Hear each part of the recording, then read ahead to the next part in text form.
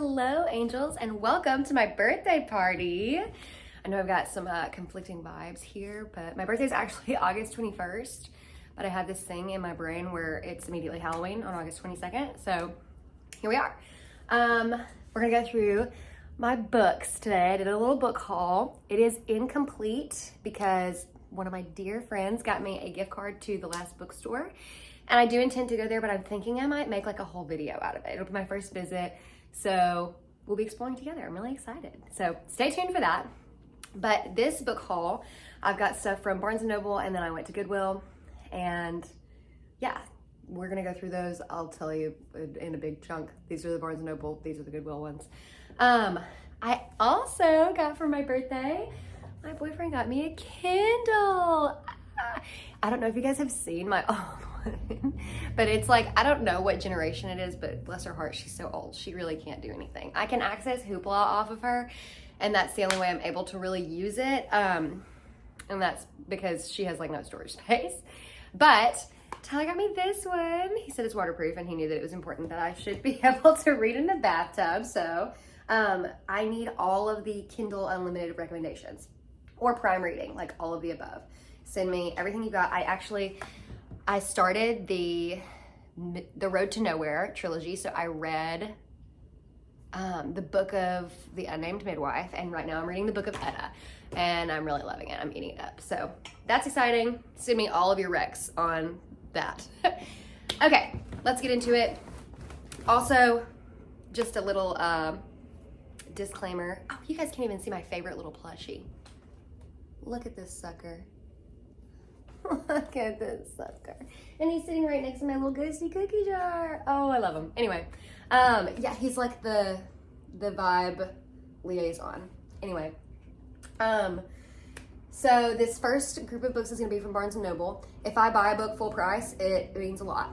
We're just gonna put it that way. I get all my books either like on Hoopla, from a library, and little free libraries, at yard sales. Like, I really try to thrift my books most of the time. I don't love paying full price for books, number one. Number two, I love a used book. I grabbed a book for Tyler out of a little free library yesterday, and it has like little post-it notes on it, and I love that. So it's a really high compliment, all these that I got from Barnes & Noble, and I think all of them I got for less than 20 bucks. So yeah, we'll go through those. And then also, I realized that when I do these, I have a tendency to buy them for the reason that, like, a reason that might not necessarily be true. Like, I bought one of these books because it seemed gay. Is it gay? I have no idea. I did buy it. So I'm gonna tell you guys why I bought it. I'm gonna try to tell you guys why I bought it, like what impression I was under when I made this choice, and maybe I'll read a little back of the thing, give you a little synopsis. We'll see. But first, we have Thunderhead by Neil Shusterman. This is the second book in the Scythe series, and that is a huge testament to how much I enjoyed Scythe that I immediately went out and bought the next book. That's never happened in my life, at least not since I was like literally a child. So I'm super excited. I'm only like 50 pages in, but it's really good. And like, I was in a bad mood the other day, and I was like, you know what I need to do? I need to read Thunderhead. That's what I need to do. I need to sit in my little papasan chair and get comfortable and read this book. So if that gives you any idea of like how much I'm enjoying it, that is a high compliment. Next we have Hell House by Richard Matheson. Oh my gosh. So I got this book. I have been under the impression for a long time, I'm not even gonna look at it because this is gonna be devastating if it's not what I think it is. So I saw this movie called Hell House that's like, I think filmed in the 70s. It was like one of the very first Netflix watches I had, and like when Netflix first came out, or when I first had access to Netflix like online, I would watch just really bad B-horror movies constantly, and I would not remember what they were called. So I have a lot of movies like that where I'm like, oh yeah, I remember that. And I'm like, no, I don't know where that came from, and I have no way to like communicate it to other people because I don't know where this thing came from. So Hell House was about this house that was right off a college campus that was allegedly haunted, and so during Hell Week, on Hell Night, they would send like I guess it was the frat pledges to stay in the house overnight, and you know, chaos ensues. So that's what I thought this book was about. And I've read a little bit of Richard Matheson. I think just short stories, And actually, I know I read a collection of his short stories. It was absolutely insane, crazy, crazy, crazy. And so I'm interested for that reason. Stephen King's a huge fan of his. So yeah, let's see what it's actually about. It says, for more than 20 years, Belasco House has stood empty. Its shadowed walls have witnessed scenes of unimaginable horror and depravity. The townsfolk refer to it as Hell House. All previous attempts to probe its mysteries have ended in murder, suicide, or insanity. But now, a new investigation has been launched, bringing 4 strangers to the main mansion in search of the ultimate secrets of life and death. A wealthy publisher, brooding over his impending death, has paid a physicist and 2 mediums to establish proof of life after death once and for all. And for one terrible night, the group will investigate the property and end up fighting for their very souls. Have I read this, or am I just thinking about that Shelley Jackson book? I haven't read this. I know I haven't read this, but it is feeling very familiar. And not at all what I thought it was, so that's a little bit devastating, but you know, it is what it is. I just need to find that movie and watch it again, because I do actually know the name to that one. But yeah, I'm still really excited about it. I mean, God, look how gorgeous that cover is. The sticker does come off too, but thank God. Oh, it's so clean. Anyway, I saw this one, and it was, you guys saw the BOGO, so I had to get another one, of course. Twisted my arm. I mean, what am I gonna do? And so, and this was on like a gothic horror table. So I was like, oh, you know, what am I gonna do? But I will say there were a few on there that I had already read that I thought about getting. That Tim Kingfisher, What Moves the Dead, was on there, and I was like, God, it's just such a beautiful cover. I really love that book. But I got this instead. I got In the Shed, because spooky. And it says, move over, True Detective. This is one of the most enthralling novels I've read in the last 10 years, so interesting. It says, in the quaint farm village of St. Ferdinand, an ancient evil lurks, threatening to destroy the town and its residents. So, I don't know. Mystery. We'll see. I don't mind not knowing a lot about horror books, and I'll probably do a fall TBR here, but I didn't have a ton before this haul, so a lot of this is just scary stuff. What can I say? It's who I am. Okay, this is how you lose the time war. I'm so excited about this. So I think it's on Hoopla as an audiobook, but I knew that I'm gonna wanna have it. I'm gonna wanna read it physically. So my impression of this book has been that there is a war happening there is a time war. There's a time war. And there are rivaling sides in this time war. And on each of those sides, there is a woman, and they're in love with each other. And that was a horrible way of explaining that. But there's women on rivaling sides that are in love with each other, and they leave love letters for each other throughout all of time and space. Hidden, so, you know, because they don't want to get caught. Already. So I'm really excited about this one. Let's see what it actually says on the book. In the ashes of a dying world, Red finds a letter marked "Burn before reading." So begins an unlikely correspondence between 2 rival agents in a war that stretches through the vast reaches of time and space. Red belongs to the Agency, a post-singularity technotopia. Blue belongs to Garden, a single vast consciousness embedded in all organic matter. Their pasts are bloody and their futures are mutually exclusive. They have nothing in common, save that they're the best and they're alone. Now what happens as a battlefield boast grows into a dangerous game, one both Red and Blue are determined to win? Because winning's what you do in a war, isn't it? A tour de force collaboration from 2 powerhouse writers that spans the whole of time and space. There are 2 writers. Wow. Okay, I'm in. This is probably my next read when I finish, or my next physical read when I'm done with Thunderhead. So, oh yeah, I forgot. I do have a couple books from Amoeba Music. So I went to Amoeba a couple weeks ago. I just figured I'd throw these in here. These are so fun. And I think I got these each for like 99 cents, like $1.99. I have Clubland, The Fabulous Rise and Murderous Fall of Club Culture by Frank Owen. So if you're familiar with Party Monster, Michael Alig, the stories are so fascinating to me. If you follow like Nelson Sullivan and the 7th Avenue is I don't remember what his YouTube page is called, but all of those and this time period is so fascinating to me. I really didn't even have to read this to want to, you know, I mean, look at that cover. No, I don't have to read the back of the book to know I need this book. So, but yeah, that's pretty much what it's about. Outrageous parties, bras and drug use, fantastical costumes, celebrities, wannabes, gender-bending club kids, pulse-pounding beats, sinful orgies, botched police raids, depraved criminals, murder. Welcome to the decadent 90s club scene. Just fascinating. I'm really excited about that. And to find it in Amoeba too, I was like, this feels meant to be. And I have Nosferatu. My receipt is still in here. Nosferatu by Joe Hill.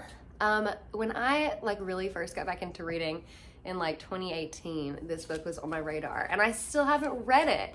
And I'm gonna be honest with you, I don't have a clue what it's about. I've seen the silent movie Nosferatu. I have not seen the new one. Has it even come out yet? I'm not sure. I am curious about that.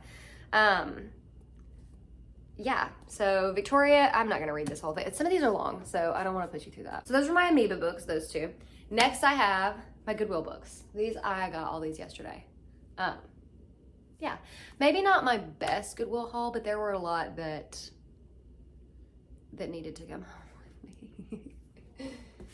Okay, first we have Pandora's Jar, Women in the Greek Myths by Natalie Haynes. So the impression I have from the way that this is written, it's talking about in Pandora's Jar, the broadcaster, writer, stand-up comedian, and passionate classicist turns the tables, putting the women of Greek myths on equal footing with the men. So it's giving me the vibe, if you saw my last video where I talk about lady killers, it's giving me the vibe that it's going to discuss these women's stories with like some humor, some modern elements involved. And so each chapter is about a different woman. Again, in the style of lady killers, we have Pandora, Jocasta, Phaedra, Eurydice, Clytemnestra, the Amazons. Some of these people I know a good deal about, like Medusa, Medea, and others I don't. So I'm really excited about that. I looked at this and I was like, no, I don't think so. There was something I looked up and it was like comparing one of these people to Beyonce, and I was like, this feels a little silly. So I put it down, and then I picked up another, I think it was Cloud Atlas actually. Another one of these books, and there's a character named Jocasta, and I think it's Cloud Atlas, I'm not sure.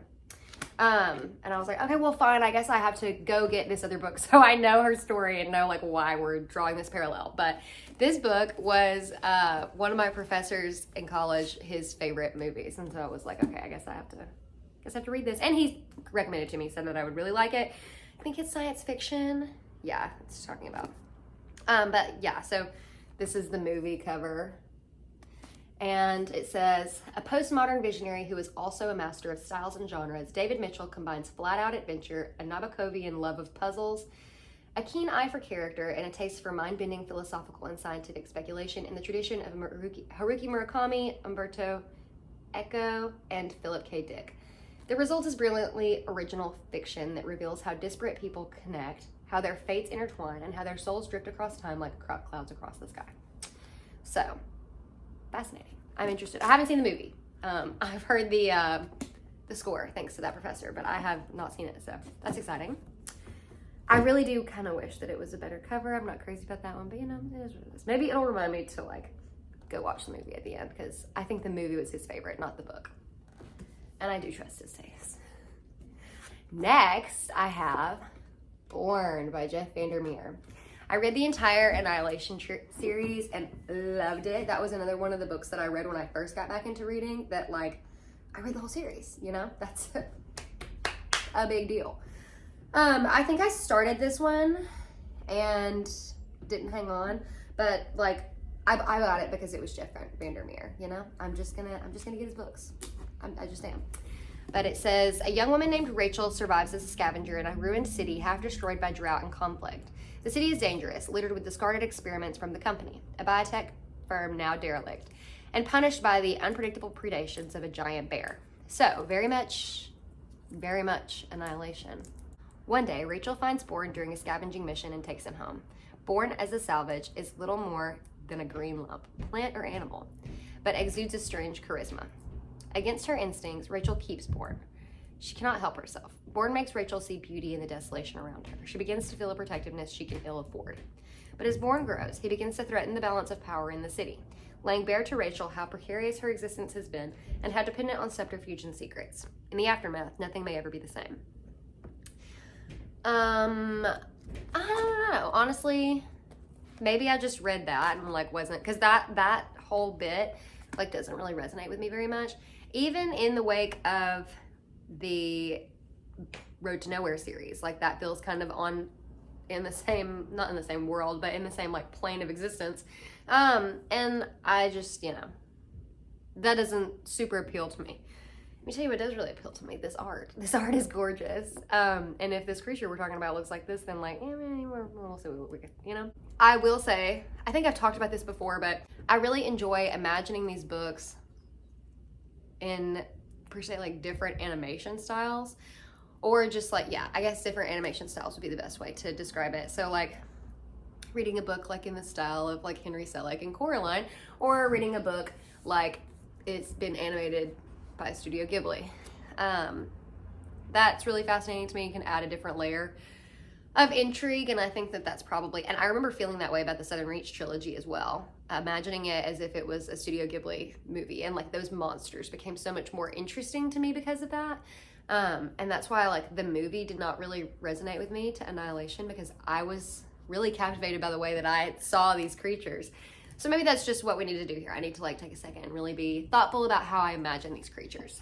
I don't even touch my tea. This is my morning tea. I'm doing this in the morning. Good morning. That's very much that's an exaggeration. My morning is like 12 p.m. So cheers. Next, we have Kindred by Octavia Butler. I love Octavia Butler. Dawn, that is one of my favorite science fiction books of all time. She is brilliant. I had a copy of Kindred back home before I moved. I don't know what happened to it. It wasn't this cover. It was a different one. This is 25th anniversary. But it is, if you've heard about the show, is it a show or a movie? I can't remember. Well, let me just read it. Dana, a modern black woman, is celebrating her 26th birthday with her new husband when she is snatched abruptly from her home in California and transported to the antebellum South. Rufus, the white son of a plantation owner, is drowning, and Dana has been summoned across the years to save him. After this first summons, Dana is drawn back again and again to the plantation to protect Rufus and ensure that he will grow to manhood and father the daughter who will become Dana's ancestor. Yet each time Dana sojourns, I don't know. I read up here, girl. I'm sorry. Sojourns become longer and more dangerous until it is uncertain whether or not her life will end long before it has even begun. So, I know it's going to be good because it's Octavia Butler, but I think the reason I didn't read the other copy that I had is because I really enjoy her, like, her world building, her, like, other world building, and her, like, interplanetary science fiction I really enjoy, and how she explores xenophobia through that lens. So I'm sure that this will be still very difficult to read. Also, I'm interested in Parable of the Sower. So if you've read that, please let me know. Parable of the Sower and Parable of the Talents. I've been interested in those two for a while now. But I haven't gotten my hands on a copy. I think there might have been one at my library in Alabama, but I haven't seen one since. Next, we have Stephen King, If It Bleeds. This is a short story collection. Which I love him. I read his short story collections, but and I will often very quickly after forget what the name of the collection was. So fingers crossed that I haven't read this already. But I rarely can ever find his books on like Hoopla or Spot. I don't really want to listen to an audiobook of it. Or like Kindle Unlimited. They're not going to be free on there. So if I see one out in person, I'm just going to buy it because listen, I love what that man does. I have a lot of fun with it. And this is adding to our Halloween pile. Next we have Made by Stephanie Land. So this is the one that I think Margaret Qualley is in the TV show about. Honestly, hard work, low pay, and a mother's will to survive. That's probably why I got it. That and just like tales of resilience are inspiring to me. Educated by Tara Westover was like really impactful to me, and that's not something that that's not the type of book that I would normally choose to be inspired by. Like if I want to be inspired, that's not normally like, let's go find a girl who's been through some shit and come out on top and see what happens. But you know, it did. And so I'm really interested in this. Okay, next we have The Female Persuasion. This is the one I thought was gonna be gay because, I mean, did you hear that? The Female Persuasion. And we've got the rainbow, you know, you go with me here. And then the first line, and also let me just say, I've been seeing this book on shelves for years, like at least since 2018. This book has just been there. And I wanna say that I added it to my Goodreads, like want to read list a long time ago, but I don't trust a long time ago me's like taste that much. So, let's see, because I kind of got it on a whim for her. Greer Kadetsky is a shy college freshman when she meets the woman who will change her life. Faith Frank, dazzlingly persuasive and elegant at 63, has been a pillar of the women's movement for decades, a figure who inspires others. Hearing Faith speak for the first time in a crowded campus chapel, Greer feels her inner world light up. She and Corey, her high school boyfriend, have both been hardworking and ambitious, jokingly referred to as twin rocket ships, headed up and up and up. Yet for so long, Greer has been full of longing, in search of a purpose she can't quite name. And then, astonishingly, Faith invites her to make something out of her new sense of awakening. Over time, Faith leads Greer along the most exciting and rewarding path of her life, as it winds toward and away from her meant-to-be love story with Corey, and the future she'd always imagined. The Female Persuasion is a novel about power and influence, ego and loyalty, womanhood and ambition. It acknowledges the flame we all hope is flickering inside us, waiting to be seen and fanned by the right person at the right time. Interesting.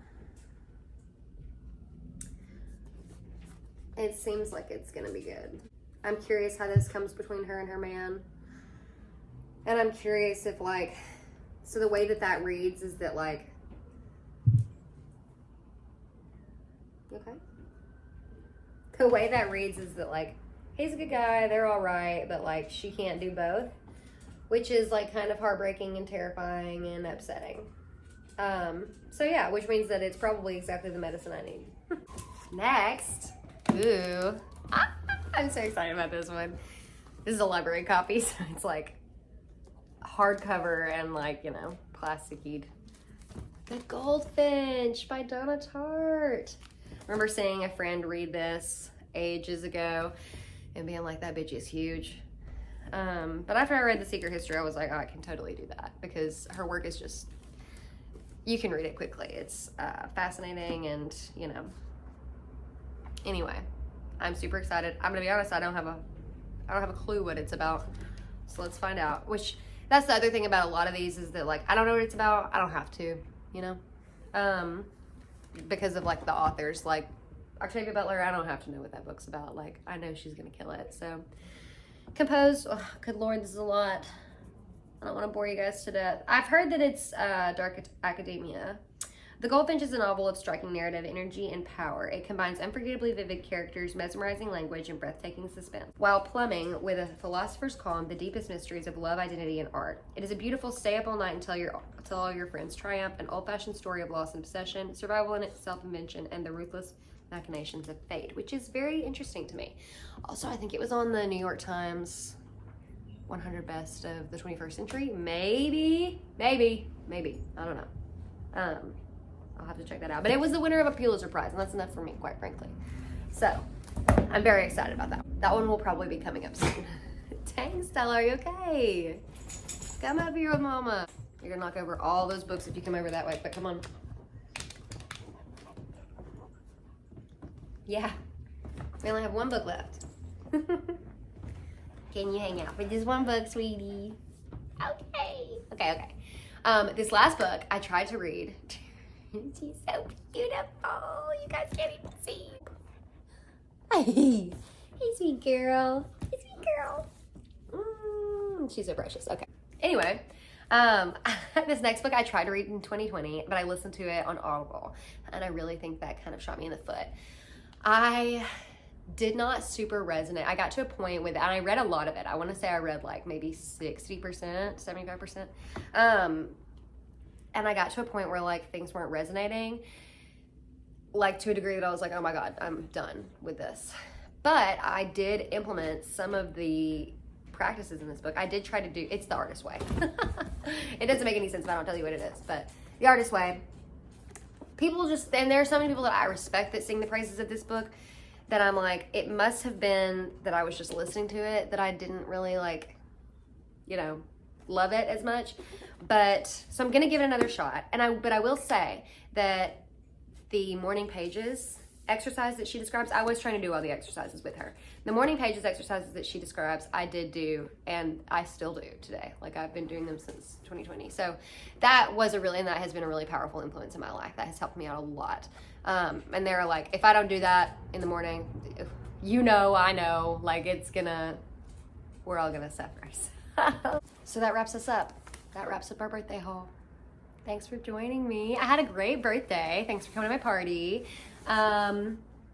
Again, drop your Kindle Unlimited and Prime reading recs in the comments. And yeah, if you have any recs for the last bookstore when I go, I'm super excited about that. Maybe I'll just do a whole little tour of Los Angeles bookstores because there's a lot I want to explore. Like the main ones that I go to are the ones in Culver City, the Village Well, the Ripped Bodice. We can make our whole rounds. So everybody thank Elizabeth for giving me an excuse to do that. But yeah, I can't wait to be back reviewing all these books with you guys. I'll see you next time. Thanks for watching.